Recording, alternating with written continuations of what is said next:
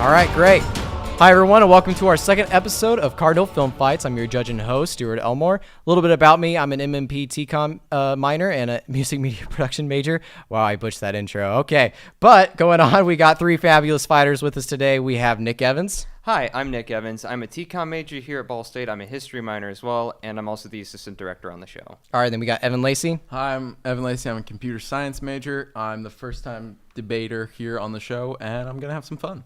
Awesome. And then we got Nevin Marketan. I'm Nevin Marketan. I am a TCOM major as well as a digital media minor and a minor in screenwriting. All right, awesome. And one thing I just wanted to point out, technically, this is you two. You're having like a little rematch here because folks, like a little bit before this and before our first episode, we had like our test runs. And so this will be like a little rematch between you guys. So looking forward to that. But you're also a last minute change. So this is true. Casting this issues is also and my whatnot. third debate, technically. All right. So now going on to immediately, we have our fact checker, Vaughn Storm.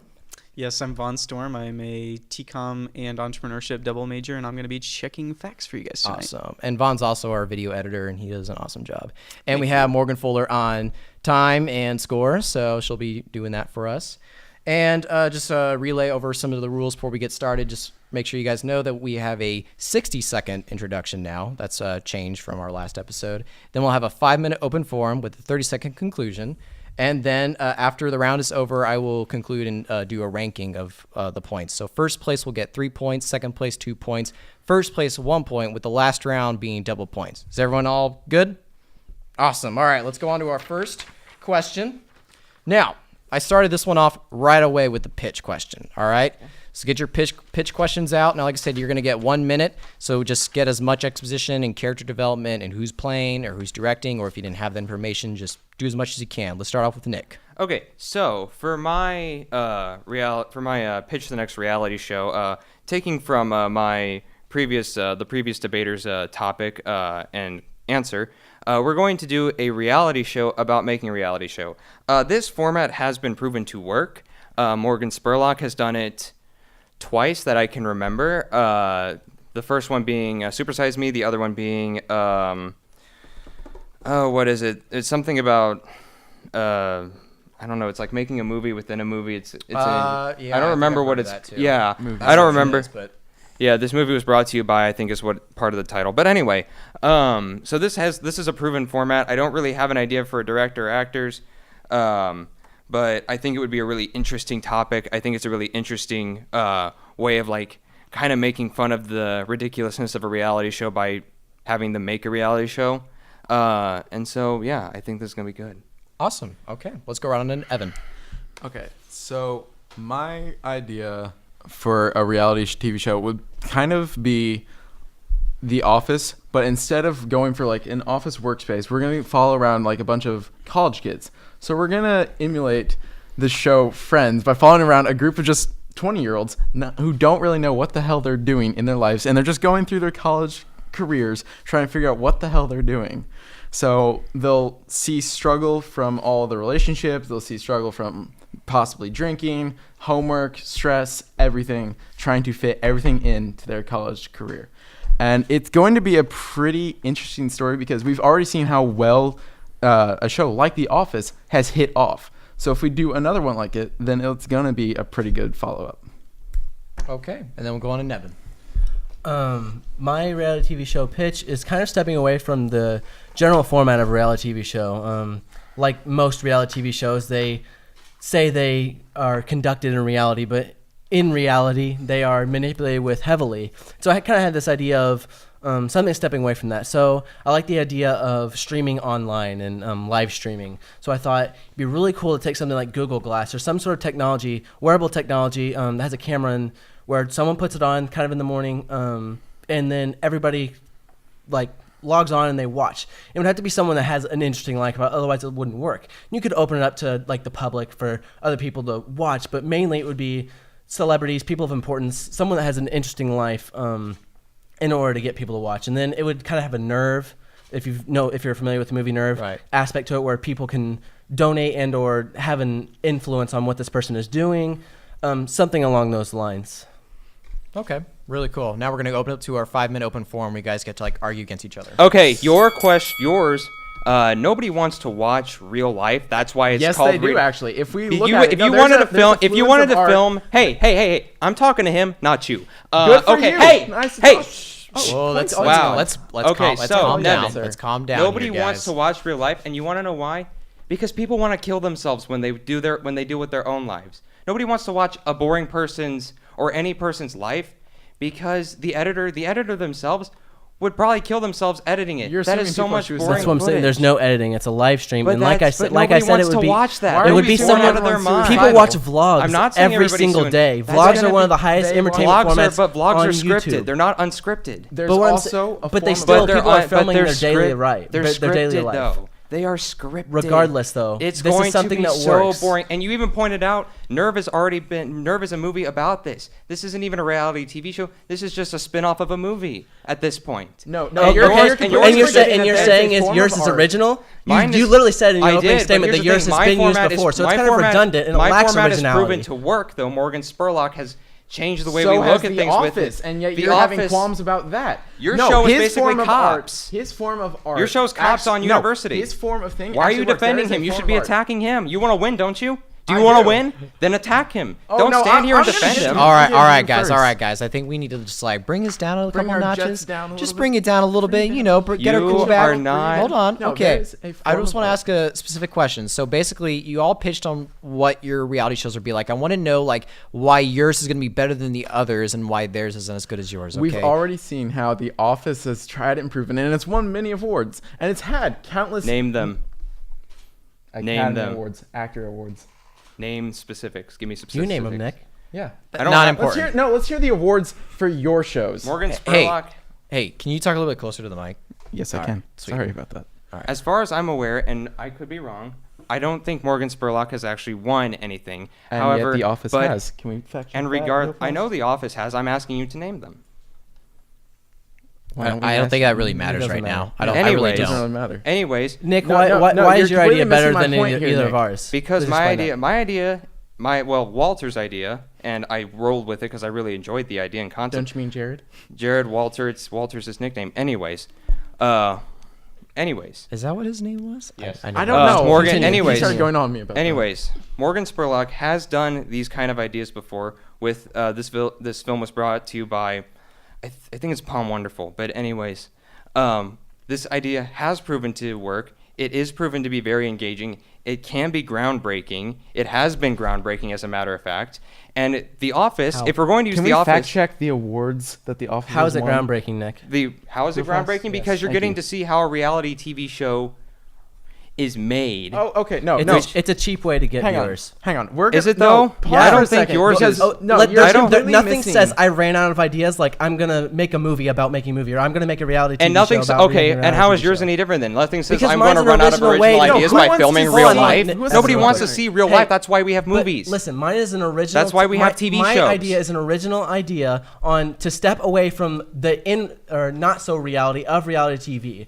It puts the viewer in the view. But you want to film you want to use a celebrity, which their lives are completely different from anybody, or completely That's different why from it would other be people's. interesting. But it wouldn't be interesting though, because we get to hear about it all the time in the tabloids. Guess what we and nobody reads. You know what? Nobody even reads the tabloids. No, nobody likes the tabloids, and that's what yours is. Keep the mic closer. It's not a tabloid. But it is a tabloid, though, is it not? Is it not a tabloid? It's not. How is it not a tabloid? Because tabloids are rumors in different things that it's all based on I want to step away from this argument about tabloids. I just want to know why is you said if it's yours is original and why his is not, and I understand why yours is kind of a cheap way to get viewers, but I want to know creatively why yours is better or why it's mine not.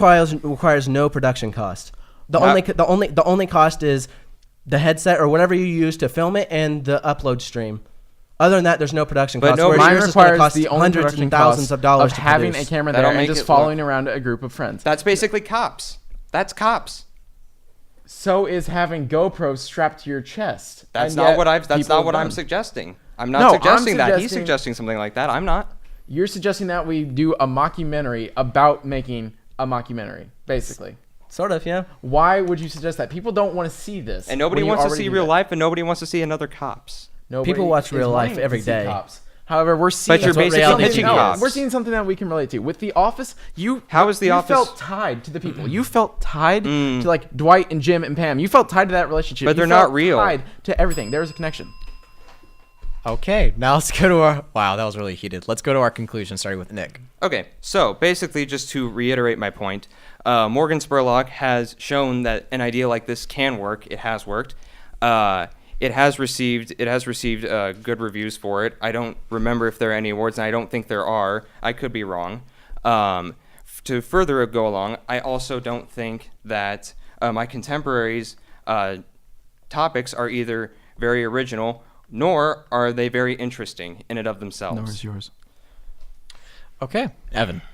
So with my idea, we're kind of going back to what the tried and proven method is with The Office. But instead of going for something with farcical Abbott and Costello humor with like friends, we're going to follow around a group of kids, and we're not going to give them any script at all. We're just going to like have them follow around, which kind of sounds stalkerish, but we'll make sure they have consent. Hey, yours is worse. So we're going to make sure that it's like something that people can feel connected to. So it's nice. Okay, and Evan. To reiterate my points, some of the perks of my idea is there's no production cost other than the sole idea of having whatever you're using to record and stream daily life and uploading that. My contemporaries, their ideas are somewhat not original, whereas mine is a more refreshing spin on reality TV and kind of steps away from the non-reality of it all. It opens up the market to the public, and it can allow integration of engagement of viewers to the actual person. Wow. Okay, just finishing up some notes. All right, so... Do we want facts? Yeah. All right, so you were thinking of the greatest movie ever sold. Thank you. Morgan Spurlock's films have won at several film festivals. Okay. And it also, Super Size Me won the Writers Guild of America Award for Best Documentary Screenplay. Nice. The Office has won several Primetime Emmy Awards. Thank you. Okay. The thing about the Office argument was that you were both using it to your advantage. And that's why, like, I just kind of had to cancel it out altogether, because you're both saying, like, well, mine's good because The Office is good. And you're like, well, mine's good because The Office is good. So I was like, this is too much in The Office, and it wasn't too much of why this was going to make a good reality TV show. He argued The Office was bad, so it was basically just opposing forces, light and dark. Well, that was because it was going back and forth, and I just heard a bunch of The Office, and I wasn't hearing more like why your shows were going to make good reality shows. And so, like, I'm going through some of the arguments, and I think Nevin actually probably hit it to the nail when he actually added in the no production cost and takes a step away from the non-reality portion that people complain about reality shows, is that this is actually going to be a step in that direction where, hey, maybe this actually is unscripted. Whether it is or not, I didn't really get a feel for whether it was going to be or not. Doesn't matter, because no one tried to argue that point more so. And so I wanted to, those points really gave it away. So I have to give Nevin the first place. Can we also notice two things?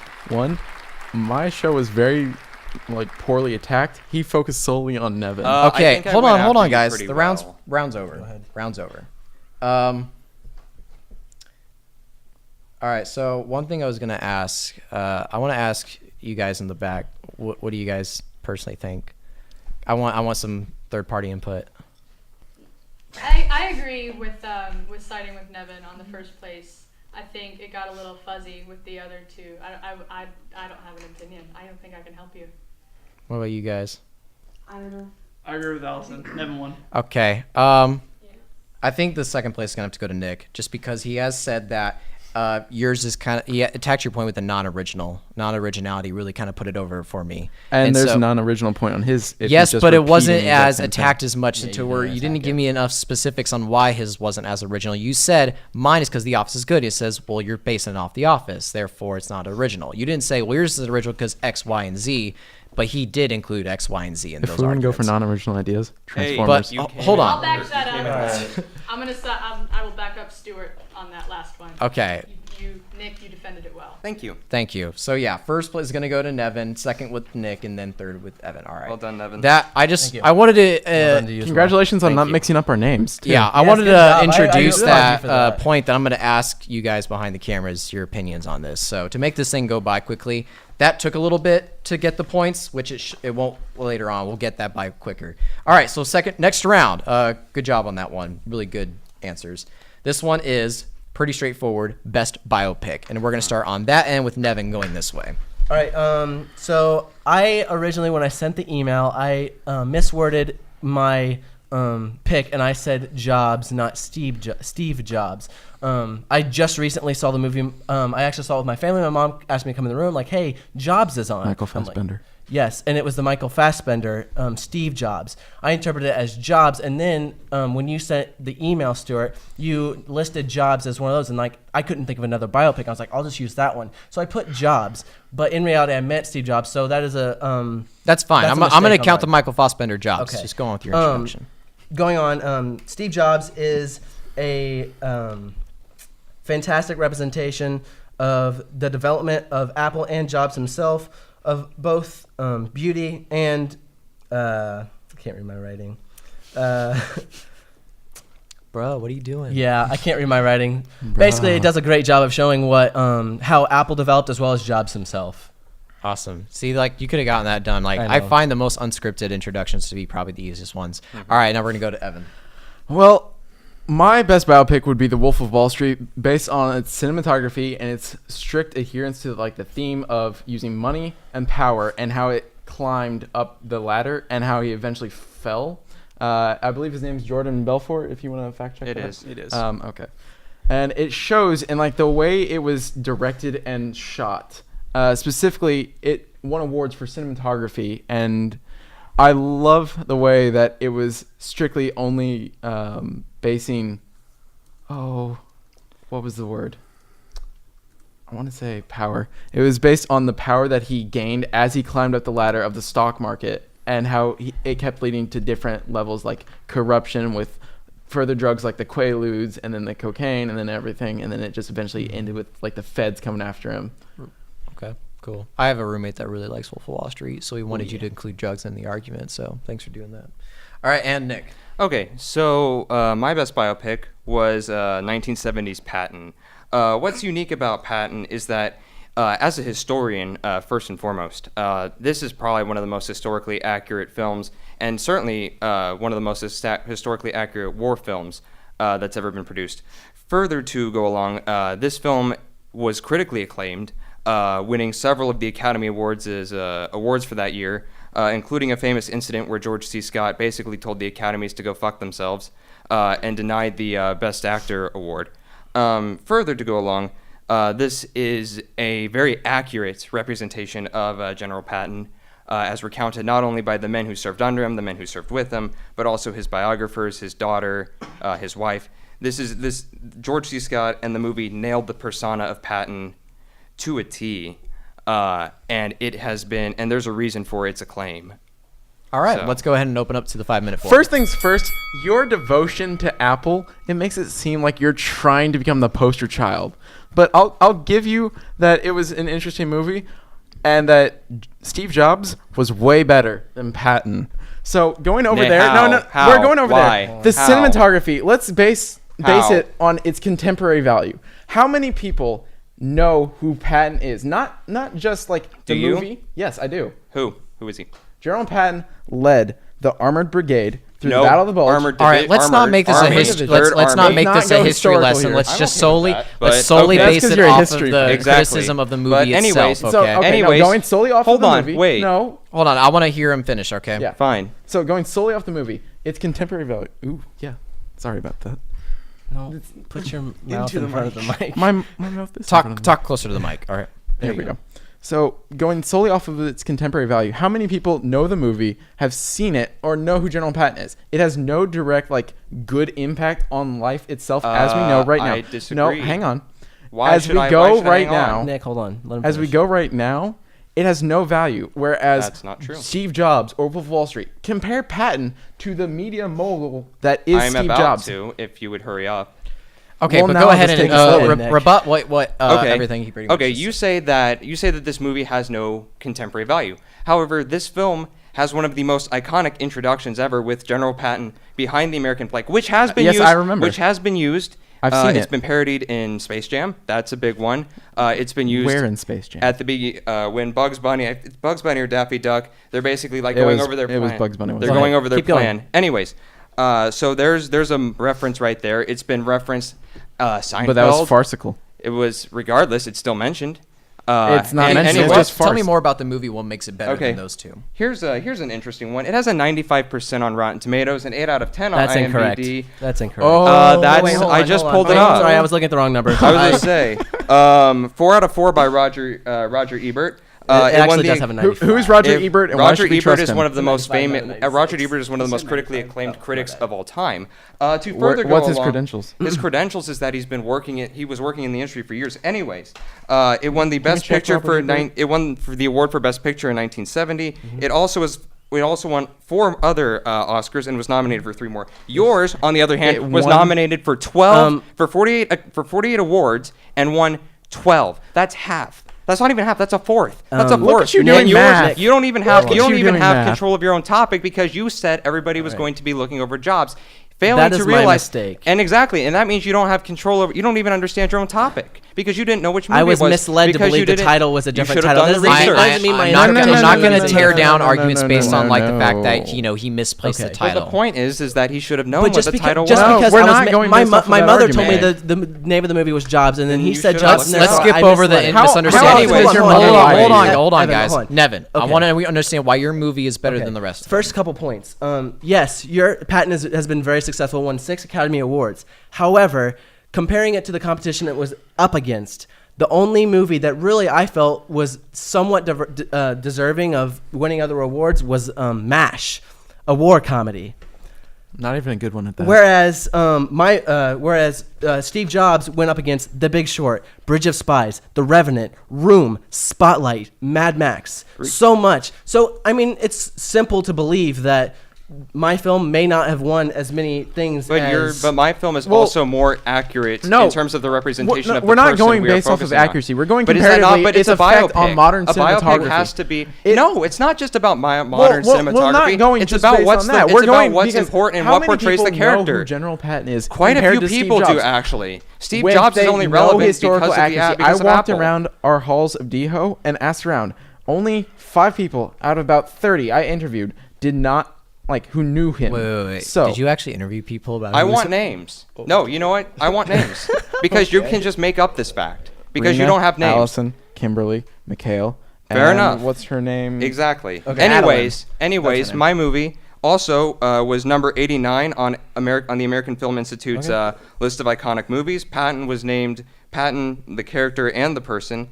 AFI's was number made 20 back in 1970 number 29 versus our films, on which number were made 29 on recently AFI. and have Okay, more sure. modern Your film impact. can be accurate, but that doesn't take away from My how film is accurate also mine critically is too. acclaimed. So is mine. So is yours, but mine's critically more acclaimed critically does not. acclaimed. But solely what I'm saying is, look at the give competition. its Just process. because though. both It both does. both of ours are very accurate. And your movie glorifies your movie glorifies sex and drugs. It makes It does not glorify it. It yes, tells it you the does. story How of does it. it not?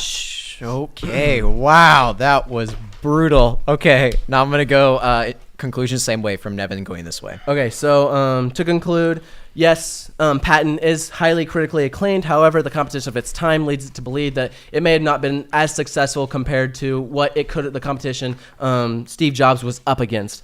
I think both Patton and Steve Jobs do a very good job of representing and being historically accurate of the people they represent. However, I think Steve Jobs does a better job of showing who Steve Jobs was as a person, and as well as the development of Apple over its period of time. Okay, and Evan. So if we go based off of Wolf of Wall Street's impact, it won 12 Academy Awards. It didn't win 12 Academy Awards. Okay, it won 12 let him go. awards. It's his conclusion. Whoa there, buddy. It won 12 awards, and it was showing how drugs and power influenced a certain person, Jordan Belfort, on his climb up the ladder of stock exchange in Wall Street. And it was not based solely on drugs and power. It was comparatively just focused on that. It showed how that affected one single person. All right, and Nick. Okay, so like I've stated, Patton is the most critically acclaimed movie of the 3 that are presented here. Furthermore, this movie stands the test of time in terms of its ability to remain relevant to the general audience. It also has received acclaim as one of the most historically accurate biopics ever made. George C. Scott was the best casting choice for this role, and yeah, it's the best. That's not a good argument. Okay. Said it was historically accurate. Woo. All right. What were the facts checked here? All right. This was a toughie. This was a tough round. I did a lot of work this round. Okay, so real quick, Rotten Tomatoes scores. Steve Jobs has an 86%, Wolf of Wall Street has a 77%, and Patton has a 95%. Okay, fair enough. You guys brought up awards. You mentioned that Wolf of Wall Street won awards for cinematography, but I couldn't find any on IMDb. Wolf of Wall Street had 35 wins and 160 nominations. Patton, on the other hand, had 24 wins and 8 nominations. Ooh. 8 nominations or 8 wins? 24 wins and 8 nominations. So I'm assuming those 8 it didn't win, but it was nominated for. Just means it was nominated. So it was like nominated, Leo was nominated for the Oscars. 32, and then won 24 of those 32. It was one of Leo's best works. Was that pretty much all there was? Nobody brought up awards for Steve Jobs, so I didn't look it up. I think I asked to. All right, I think I have a ruling. So I think what I was waiting for, especially in conclusions, was like that kicker to be like, "Yep, that's the first place," and I didn't really hear that, so I had to go back to the open forum and what I generally got. And what that was I got the cinematography value that you brought up, but what does kind of matter is the fact that because Wolf of Wall Street technically didn't win any cinematography awards, it kind of like debuffs like the argument. So for me, like hearing that, I'm like, oh, I mean, it was a good argument, but for what we learned through like factually speaking, it wasn't entirely like that impressive if it didn't win.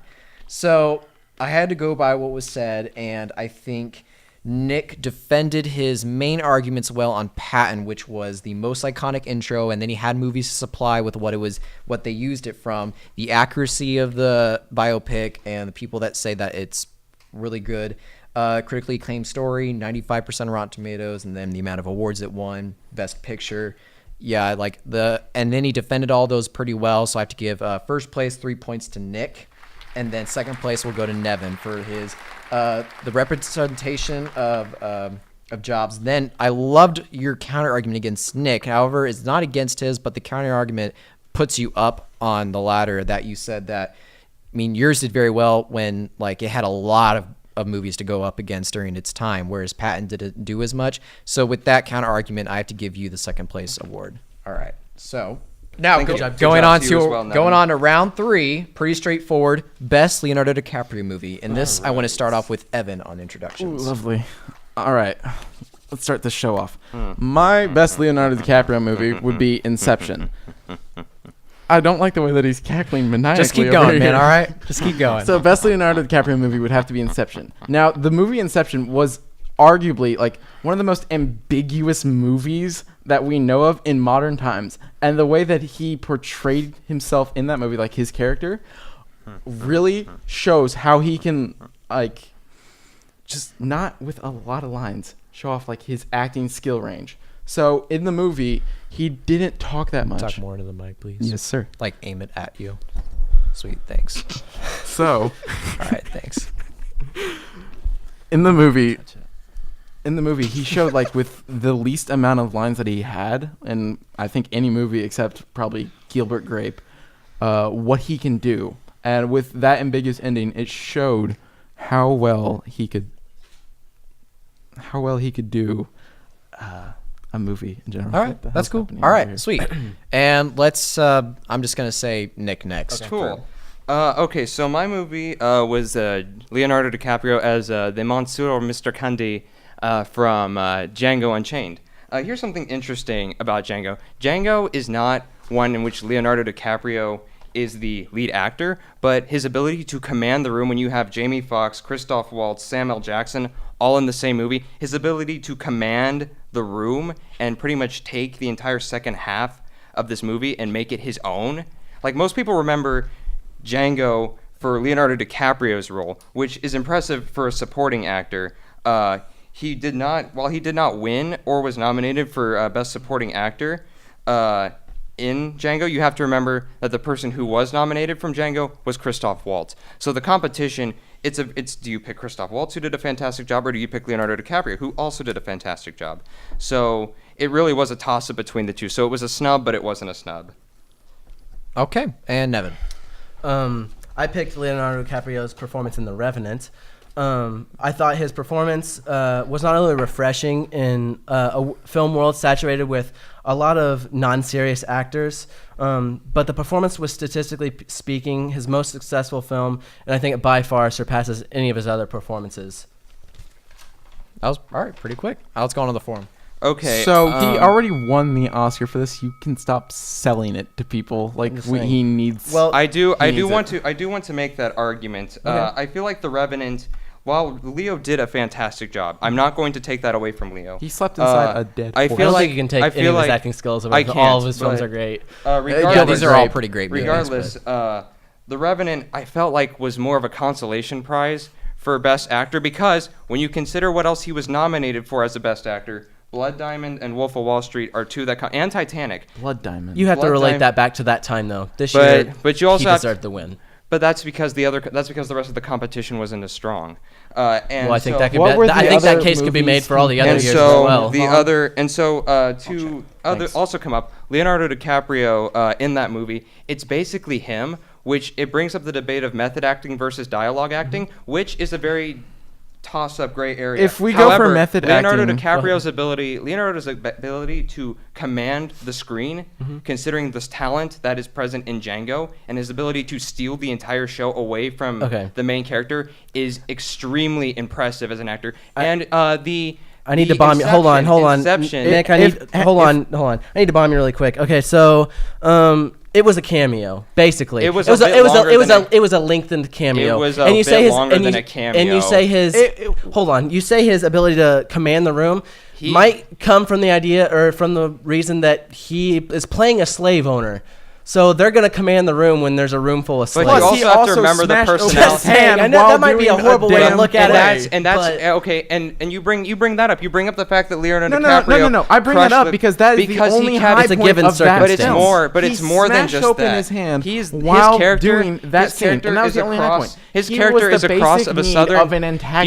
You know what your movie was nominated for? Leonardo wasn't even nominated for Best Actor. To go further, he was not Best Actor. I'm going for Best Leo movie. But Leonardo DiCaprio, as the main focus in that movie, should also have been nominated for Best Actor if he did a good job. We're not going strictly just for Best. But we should be, because Leonardo DiCaprio. Young people were also not taken very seriously when yours is Gilbert Grape, right? No, mine's Inception. But here's the other thing, Inception. Why did I think yours is Gilbert Grape? I don't know. Hey, Evan, here's the other thing. You want to know what Leo was nominated for with Inception? The People's Choice Awards. Basically, the consolation prize for acting. Well, so therefore, let me just go ahead. Since we're talking about get nominated for the Academy. Since we're talking about awards, Revenant, like I said, his statistically most successful movie, Academy Award, Best Actor. Also Academy Award for Best Directing, which that plays in as well. Golden Globes, Best Actor. BAFTA, Best Actor. Critics' Choice, Best Actor. SAG, Best Male Lead. AACTA, Best Actor. Satellite, Best Actor. Teen Choice and MTV Awards. Oh boy, the Teen Choice Awards. If we're going and on the MTV. Also a nomination for MTV Best Fight, where he did nothing. And he ate raw fish, and he fought a bear. MTV's not relevant. relevant. Think that this is necessary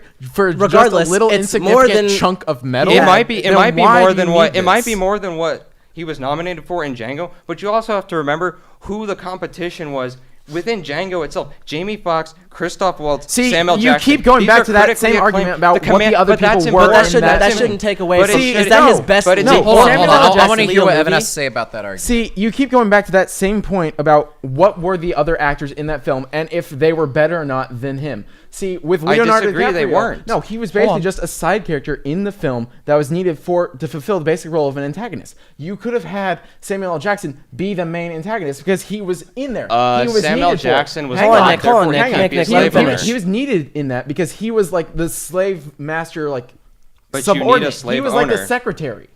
He was needed for this. He could have been the main antagonist. So was Leonardo DiCaprio. No, Leonardo DiCaprio was not DiCaprio. Yes, he was. So what's your overall point? What's your point? You don't have a point. That's what I'm trying to ask him for. Hold on. Just let him speak. I'm not even just gonna go ahead, Evan. Go ahead. No, the main point is it's not what the other people were in it or what he should have won for it or what he did win for it. It was whether or not he was needed for that or whether it was the best film for Leonardo DiCaprio. Yes, I'll admit, Django Unchained was a good movie. Would it have been good with Leonardo DiCaprio still in it? Sure.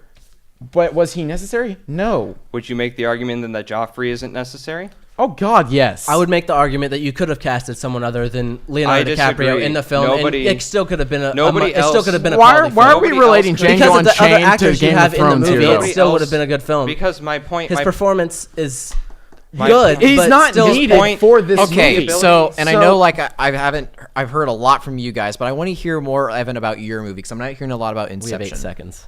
Oh. And to go again, so you were nominated for People's Choice if we're Award. trying to do this for Inception, look, that's Inception. time up. Well, let's go ahead and move on to conclusion and start with you, Evan. All right. So Inception was a great ambiguous movie that was needed, or actually wasn't really needed. It was showing that a story could be told with very few dialogue choices, and yet it would still enthrall audiences, and it would show them that Leo could pull off something so serious and not at all any way related to funny, which, yeah, he could have pulled off something serious with Django Unchained. But the way that he played it off in Inception was critical to the way that it was received with the audience and the way that it was shown. Okay, and then was it Nick? I went. Okay, so let's you go ahead. Wait, you yeah, want me? yeah, let's yeah, you go it was Nick then Nevin. Yep. Okay. So for Django, yes, Leo did not win any major awards. However, considering the fact that when you have a star-studded cast like Django did, and the fact that he was able to command the entire room and basically steal the entire show away from the main leads, away from the guy who won Best Supporting Actor, is a testament to Leonardo DiCaprio's ability as an actor and his ability to make a movie better than it already was. If we're going for star-studded cast. Okay. Now let's go with Nevin. I just want to point out we are debating the best Leo movie, which implies him as a lead actor.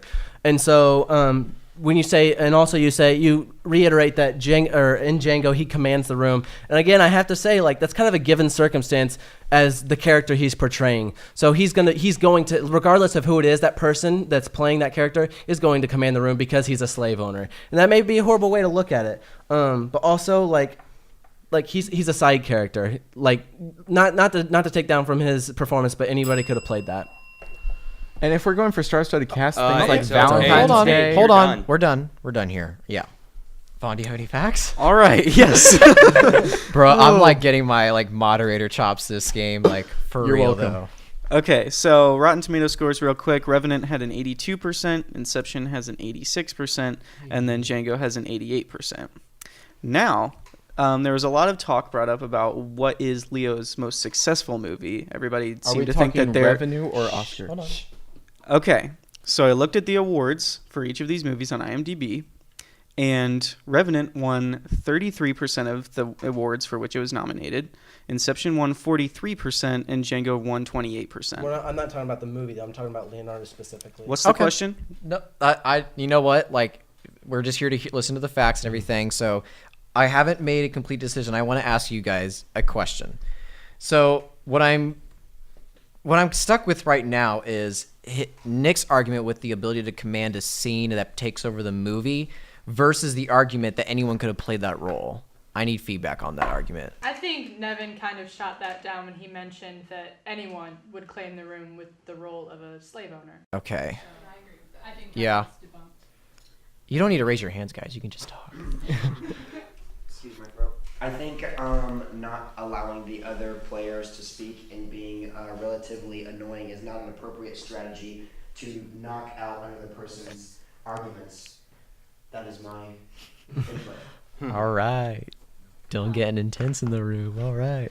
But Thanks for no, the spot. I think I have to agree because basically what I was going to go with was whether like which argument was going to hold up.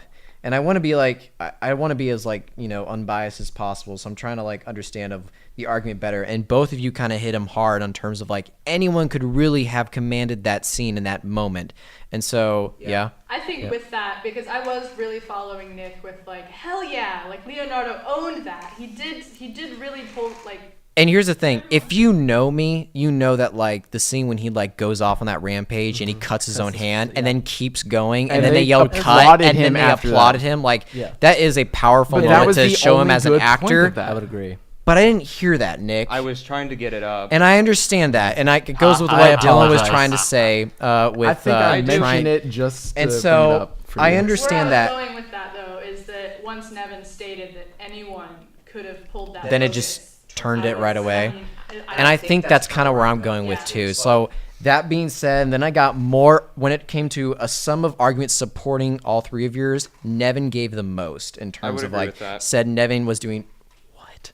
Nick's agreeing with me. No, logically, this is a first, ladies and gentlemen. All right, season finale. We're done here. Okay. Oh boy. So anyway, okay, but I was just history's being made tonight. But like I was just saying, like he said, it's a refreshing way of him being like out of the wake of non-serious actors in like comedy, seeing him go at this with the Revenant and with the most like the wins in that had.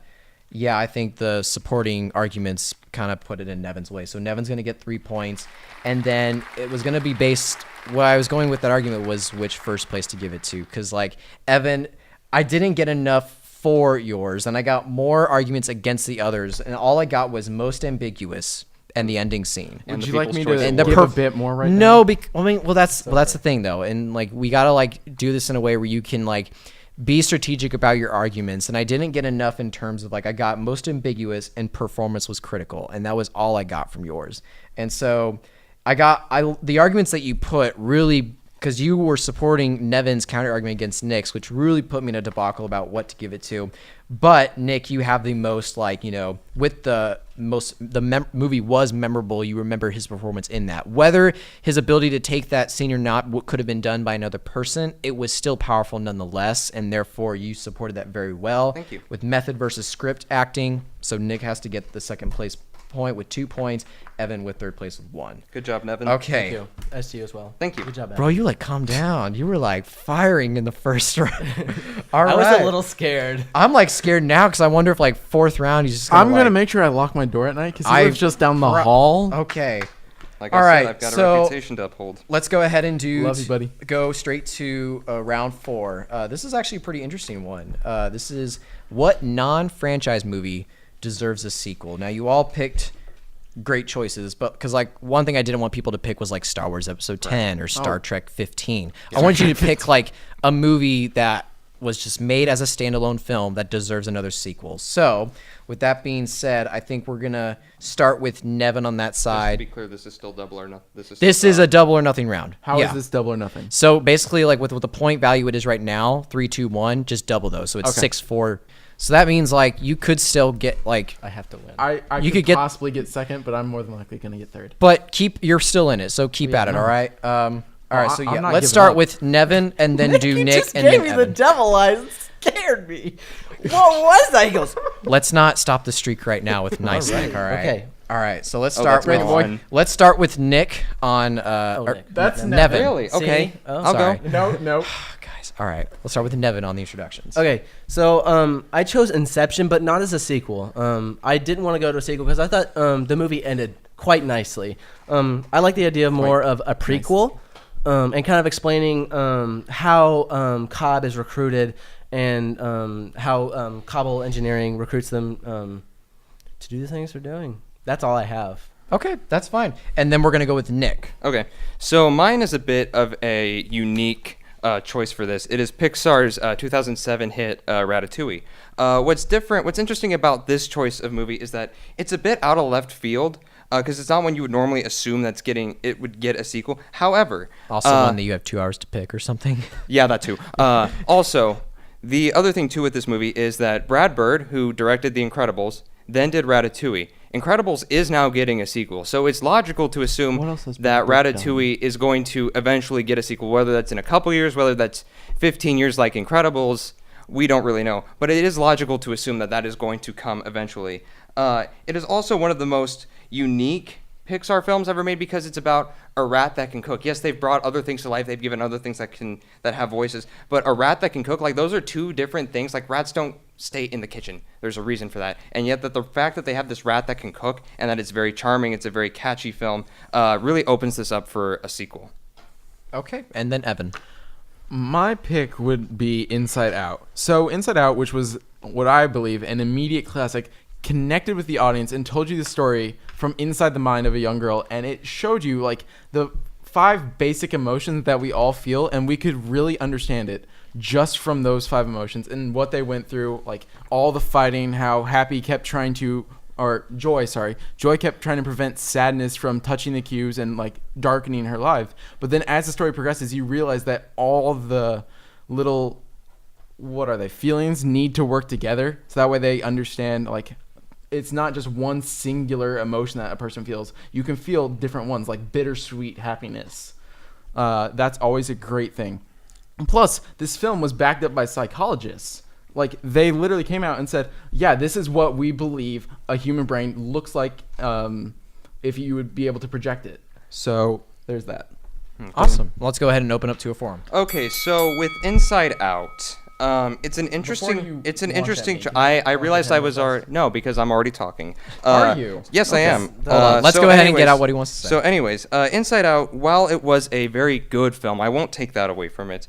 There's a couple things. One, I don't think a sequel to Inside Out would work, and here's why. Inside Out, first off, was kind of a one-trick pony, because the reason why it was so successful is because nobody would have ever expected a movie about emotions to be made. Well at home.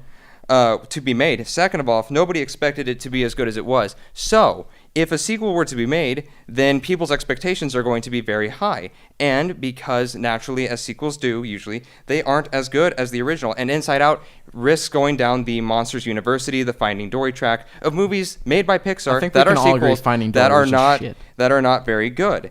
The other thing, too, is there's not really a good place to kick off a sequel, because you can do right after the movie ends.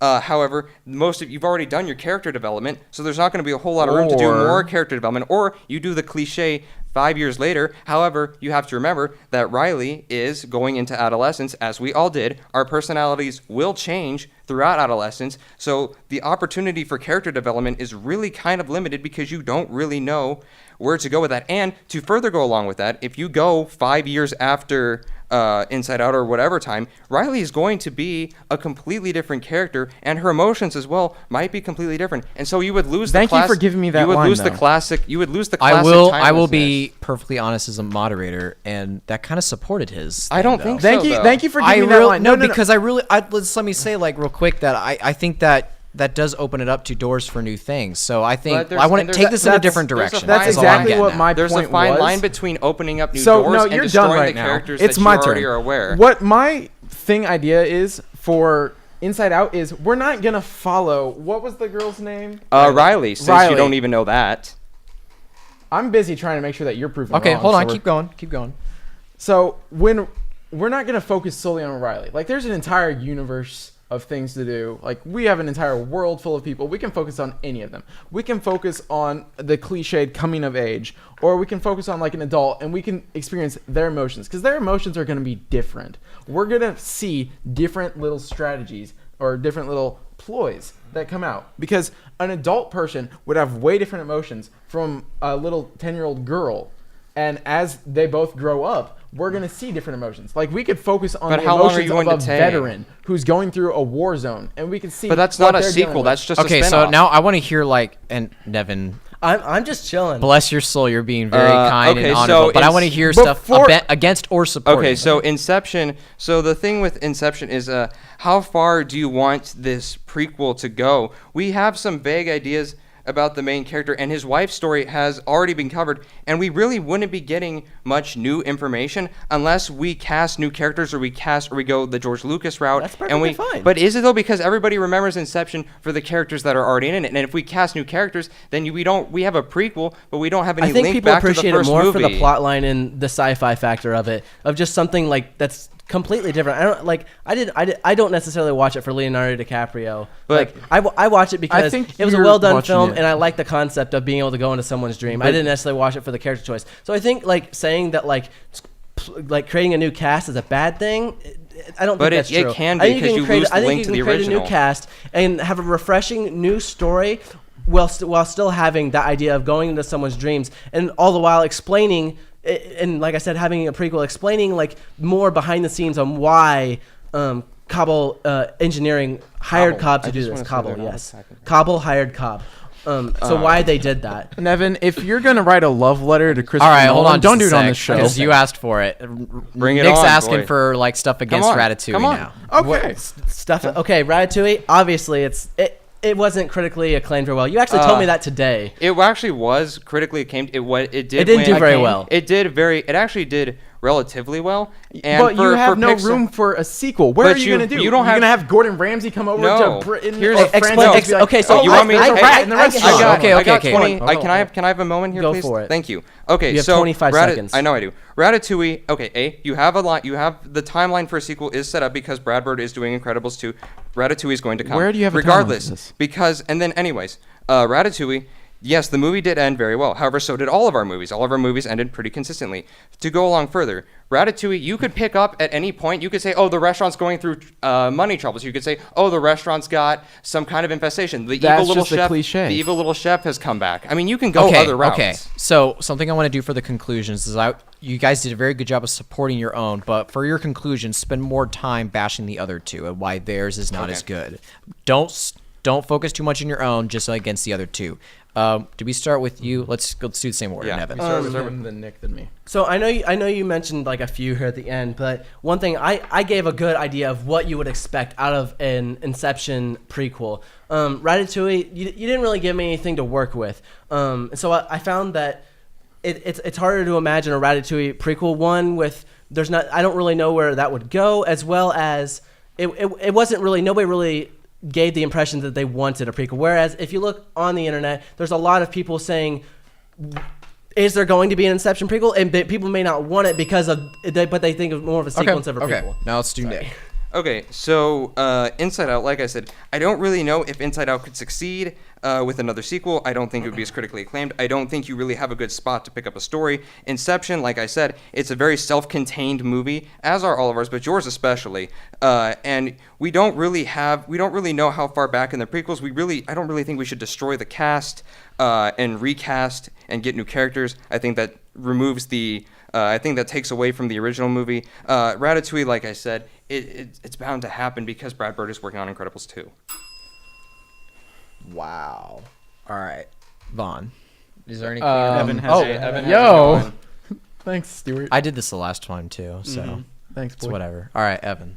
All right, so if we're going for this, Ratatouille has basically no room left to make a sequel. The only thing you can do is bring in other great chefs and be like, oh, look, there's a rat in the restaurant. What are we going to do about this? How is Remy going to survive this? How are we going to make food? How are we going to base it about the rat? In Inception, I argued for Inception earlier. I can understand it. I get where you're coming from. But there is little to no room for it. Sure, you can make a prequel. Sure, it can be about like how the device happened, how people got recruited for it. But where are you going to get this from? Like where in the timeline? Okay, Stuart. Now Vaughn. Okay. All right. I mean, just Rotten Tomatoes scores. Inception had 86%. Inside Out had 98%. And Ratatouille had 96%. Wow. And then Evan, you mentioned that Inside Out is backed by psychologists, and that is true mostly.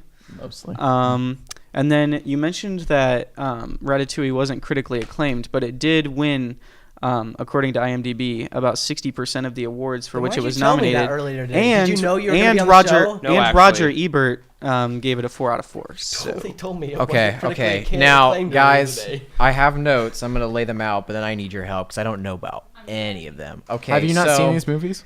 I've seen all of them, but it's just like I have the notes, but like you all made really, really good arguments. All three of you. This isn't like two people and then like one person. Senpai noticed me. It really is. So, okay. As for the arguments, I really enjoyed Nick's counter-argument against Inside Out for the one trick horse that, the fact that they've already done emotions, where it's going to go. Now, I said earlier, like, when you were doing character development stuff, right, and you said, that actually kind of helps, and you then said, well, we don't need to focus on Riley, and that destroyed that compliment. It destroyed it, because I just said you can do more age stuff, you can add more into it, and then you put on to say, well, we don't have to focus on Riley. It's like, that's the character people have already, like, grown to love, and so, like, as soon as you said that, I'm like, well, that doesn't even matter anymore. Damn it. And so, after you said that, and then I enjoyed the arguments against Nick's again about no room for a sequel. I understand, like, where do you build off of that? That's really all I got, besides the Nevin's additional. No one really wants it. There, there's not a lot to work with in terms of. But other than that, it's just the same old stuff where there's no room for it, and no one really wants it. Was the biggest. Nevin's, I enjoyed the idea of a prequel. I didn't know you were going to do a prequel, but I enjoy that idea that it's prequel. It could be interesting story. I like the new cast idea, and you supported that well with the positivity of, like, it won't be a bad thing, but you just keep the same idea and people will like it. I like the argument against his, like, did you say his wasn't critically acclaimed? Like, but I only said that because we literally had lunch at the student center today, and he told me that. I was going to be debating. But also, never mind. Go ahead. No, but it's with cool. you about But that. other than that, that was pretty much all the some arguments. But it's all like, I think the biggest kicker was when he was complimenting his, and then you just threw that one away. But that's kind of what I got to work with. That was the worst for me, because I was really following it, especially because when we left Inside Out, we at least hinted at Riley going into puberty and experiencing these new emotions and these new things that are going on that she doesn't understand. That would be the best way to, like, you could just say Inside Out 2, puberty, and just, like, that's your Puberty. movie. But, like, and I feel like he kind of threw it away with that. Yeah, because he pitched the idea that we could follow the mind of an adult, but Disney Pixar is not going to follow the mind of an adult. They're going to follow the mind of a child. I think we had someone argue that for the last pitch question about a Pixar we one. did. Well, just because he said that you could focus on a different character doesn't necessarily refute that compliment that he made. It's still true that they could focus on puberty. He didn't make that specific argument, but he did, though, because he also. I did specifically hear. Set of, like, emotions. I heard better. The idea. And, like, hold on. Sorry. The idea that I got was that we were going to focus on anyone other than Riley was the biggest kicker. Well, and so that we could on also its focus own, on, like, I her didn't as an pull that adult from later that, down the just line. saying. We could focus But on, like, that her I husband, her didn't hear family in that. general. I didn't hear that. All I heard was it was going to be. It could be someone other than Riley or an adult, and you didn't use that to your advantage. That's another big thing. Is you could have said, like, well, Nick even said I ever, and I didn't hear any of that, and so that was the biggest. I think thing. I did, but he was still on his tirade. I kind of think he had said going off of Riley, and he said, but we could also go kind of like anywhere, which is what I took. You can continue making sequels after you've, like, also, like, done with Riley, because he didn't specifically say we're not going to do. But he continued. Yeah, that's how I took it as well. It just kind of went away from it a little bit, but I don't think it completely. I think it did destroy it, though. Anyone else? I was just going for straight the adults. only other, after he said we could follow someone other than Riley, the only example he provided was an adult. And a veteran. He also said a veteran. I'm saying no, like That'd no be child is dark. going to follow Exactly. We did like a veteran And Inside Out. that open not- up more room for Follow different the character mind of development. But that's not Plus, Disney. if we go for an Or- adult, Hey. but we Okay, didn't- more room for Okay, adult jokes. hold on, guys. We didn't hear any of that, so we Exactly. what kind of There was no reasoning did we- arguments hold against on. me. What kind of reasoning I did we did hear actually bring against up an you? They were argument. minimal. Hold on, We guys. had multiple arguments against you. There was none against me. You had one argument. That actually is true. That didn't. Yeah. I didn't really have that. You great had of one a argument against me. So, I think I have a ruling. I think overall, with the idea that you didn't use Damn it. the bonus against however the direction you went with that, you still didn't use that bonus that was right there for the taking, and that was almost a knock on your argument on its own. So that's what I'm going to use there. Nick, you had the most supporting arguments and the least, and you defended the rebuttals the most. Thank you. So I have to give you the first place point. Thank you. And that's going to put you 6. I think that automatically makes you the winner. If it makes anyone else happy, I think I'm going to give. I think I'm going to have to do Evan. Evan's going to get second place point just because whether he didn't take that bonus, he did say that the potential to go off of that and to do something with the emotions was the bonus of its own, and so that gave it second place point, which puts Nick's him at looking 4. very content that he finally And won. so Nevin, You got 2 points, but okay, so what's the ending score there? I think Nick won that, right? Nick got 13, and then we have Nevin at 10, and then Evan at 7. Okay, so it wasn't a total blowout, guys. 7 Evan. Awesome. So thank you guys all for coming. You all had wonderful answers. Thank you, Vaughn, for fact-checking. And check us out not next week, but the week after with our 3rd episode. And also watch our last episode, episode 1, where we discuss questions like best Netflix original, things like that. Follow us on our Instagram, Twitter page. You can also find us at our website and SoundCloud. Subscribe to our YouTube channel. And that's it. Bye.